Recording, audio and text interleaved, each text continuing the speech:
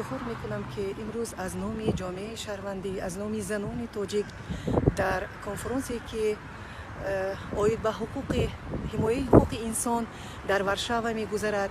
و در همین ورزشگاهی که نامش نارودنای هست